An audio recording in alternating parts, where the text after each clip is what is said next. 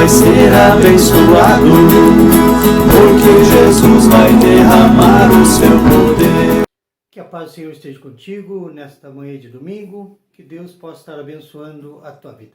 Por isso, acolho e saúdo com a palavra de 2 Coríntios, capítulo 5, versículos 14 a 17, que nos diz assim: Pois o amor de Cristo nos constrange, julgando nós isto: um morreu por todos, logo todos morreram. E ele morreu por todos, para que os que vivem não vivam mais para si mesmos, mas para aquele que por eles morreu e ressuscitou. Assim que nós daqui por diante a ninguém conhecemos segundo a carne, e se antes conhecemos Cristo segundo a carne, já agora não o conhecemos deste modo. E assim, se alguém está em Cristo, é nova criatura. As coisas antigas já passaram, eis que se fizeram novas. Por amor de Cristo, fazemos tudo novo na nossa vida. Que nesta manhã, Deus possa nos mostrar o seu plano e o seu propósito para as nossas vidas. Nos colocamos em oração. Bondoso e eterno Deus, nós te louvamos, Senhor, pela vida, te louvamos, Senhor, por mais uma semana abençoada. Coloco, Senhor, esse tempo nas tuas mãos de meditação, de reflexão, para que tu possa falar ao nosso coração. Entregamos, Senhor, tudo nas tuas mãos, em nome de Jesus. Amém. O desafio para nós nessa semana foi: qual é o nosso propósito?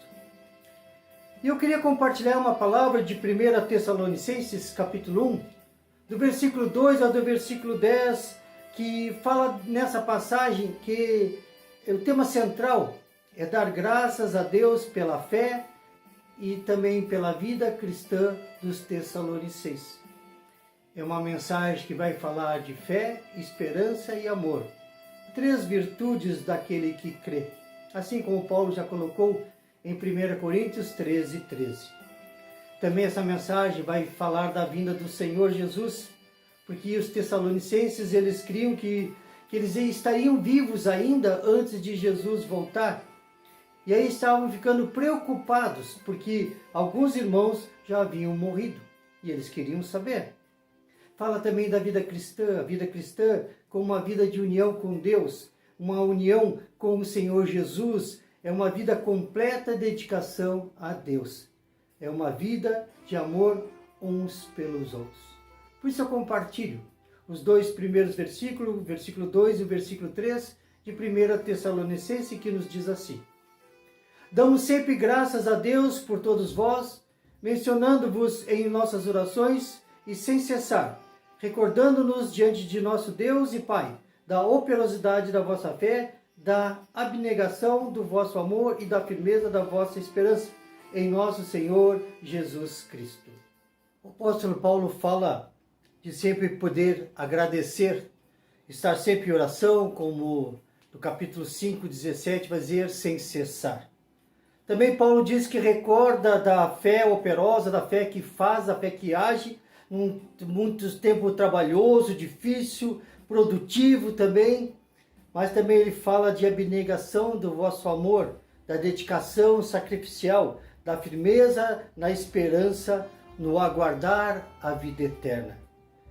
Já o versículo 4 e o versículo 5 vai nos dizer assim: Reconhecendo, irmãos amados de Deus, a vossa eleição, porque o nosso evangelho não chegou até vós tão somente em palavra, mas sobretudo em poder, no Espírito Santo e em plena convicção, assim como sabeis ter sido o nosso procedimento entre vós e por amor de vós.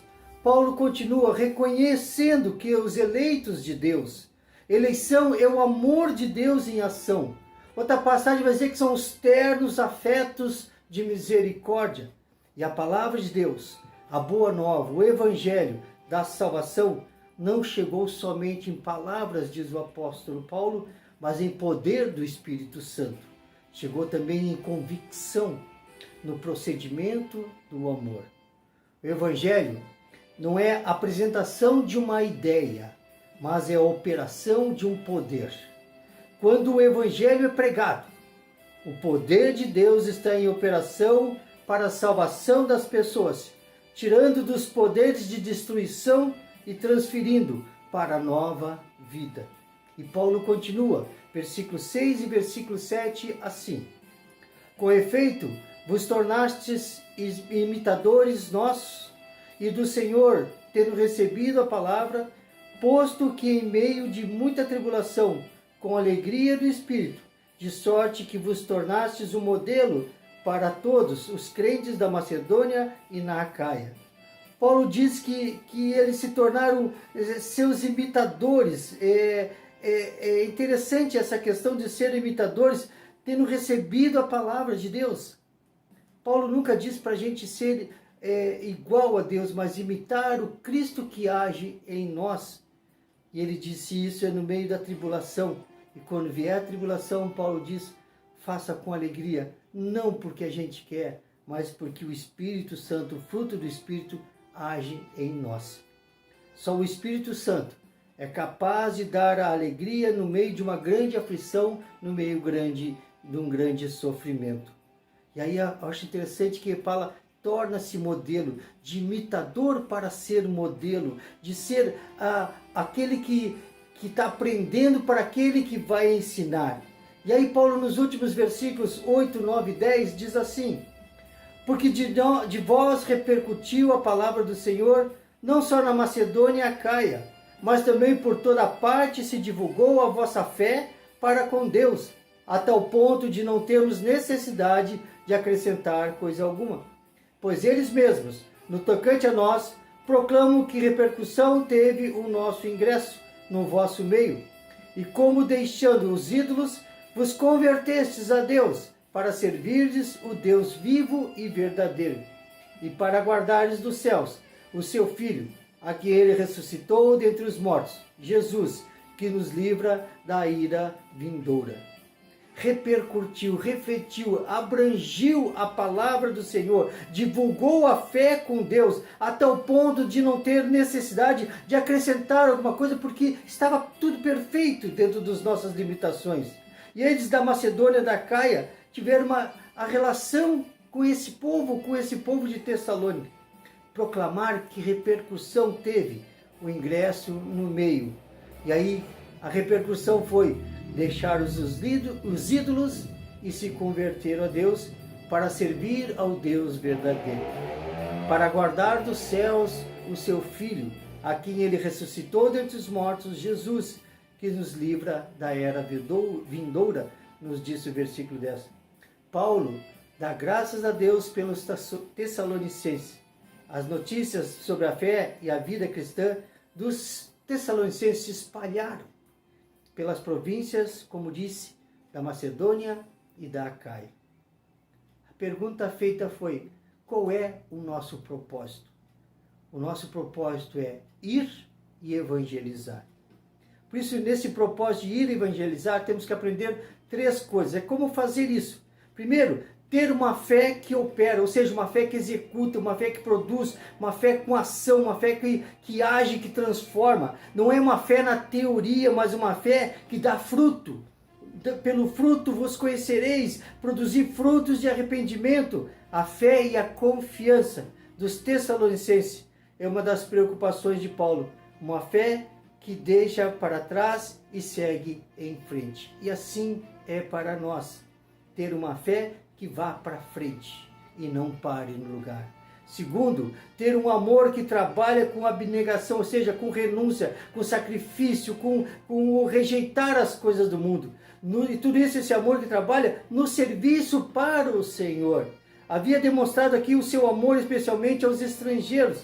Paulo enaltece o amor dos Tessalonicenses, onde estão instruídos por Deus no amor que tem uns pelos outros. O amor uns pelos outros fazia com que eles abrissem a mão de algo seu. Assim é o nosso desafio. Se a gente quer ir evangelizar, nós temos que abrir mão do nosso tempo, abrir mão da nossa comodidade, abrir mão de muitas coisas para servir ao Senhor. E terceiro, ter uma esperança que se firma, que é segura, que é estável, que é fixa, na paciência, aguardando a vinda de Cristo. A esperança que Jesus vai voltar consiste na certeza de que o Senhor retornará para nos livrar das suas tribulações, que ocorremos hoje, que eles também experimentaram, da ira vindoura de Deus. Para tudo isso se concretizar em nossas vidas, necessitamos nos converter. Quando a gente fala ter uma fé, ter um amor e ter uma esperança, e a palavra fala em conversão, é a mudança de vida operada por Deus. Não nós, é Deus em nós. Por isso, essa mudança possui dois aspectos que nós já lembramos algumas vezes.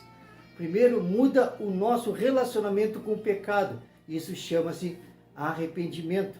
É a decisão de mudança total de atitude e de vida que a pessoa, por ação de Deus, é levada a reconhecer o seu pecado e sentir tristeza por ele, decidindo assim abandonar, baseando a sua confiança no Deus que perdoa, não em si mesmo. E segundo, muda o nosso relacionamento com Cristo, que é a fé. Fé é a confiança em Deus e em Cristo Jesus e na sua palavra. É a confiança na obra salvadora de Cristo e a aceitação dos seus benefícios. Conversão é a mudança de direção. Conversão é arrependimento dos seus pecados, o desejo de começar uma nova vida e fé, na certeza que Deus dará força e coragem para vencer. Meu irmão e minha irmã, é a mudança que o Espírito Santo realiza na vida daquele que se deixa conduzir pelo Espírito de Deus. E Deus nos chama a ir evangelizar. E então o que ele quer dizer com isso? Que a nossa vida de fé seja a serviço do reino de Deus. Que a nossa vida de fé seja uma renúncia de tudo aquilo que nos afasta do reino de Deus. Que a nossa vida de fé seja de firmeza na esperança em Cristo, que Ele vai voltar. Que a nossa vida de fé seja uma grande divulgação do Evangelho e que possamos nos tornar modelos de fé a tal ponto de não termos necessidade de acrescentar alguma coisa. Que a nossa vida de fé seja um arrependimento diário por fé e o novo começo de uma vida nova em Cristo Jesus, que é o Senhor e Salvador das nossas vidas. Conversão é entregar tudo nas mãos do Senhor e deixar que Ele nos transforme. É dizer, Senhor, faça parte da minha vida. Eu quero ser transformado por Ti. É dizer, Senhor, salva-me. Senhor, eu quero ser Teu. Por isso, meu irmão e minha irmã, para encerrar, que possamos nos converter a Deus diariamente. Ver o que Deus tem feito em nós e através de nós. E que isso possa se espalhar para que outras pessoas venham a crer também. Qual é o nosso propósito? É ir evangelizar, encontrar aquelas pessoas que não encontraram Jesus e falar desse Deus verdadeiro na nossa vida. Por isso, fica na paz do Senhor, sirva ao Senhor com alegria, uma abençoada semana e se cuide e tudo mais colocamos nas mãos do Senhor, em nome de Jesus. Amém.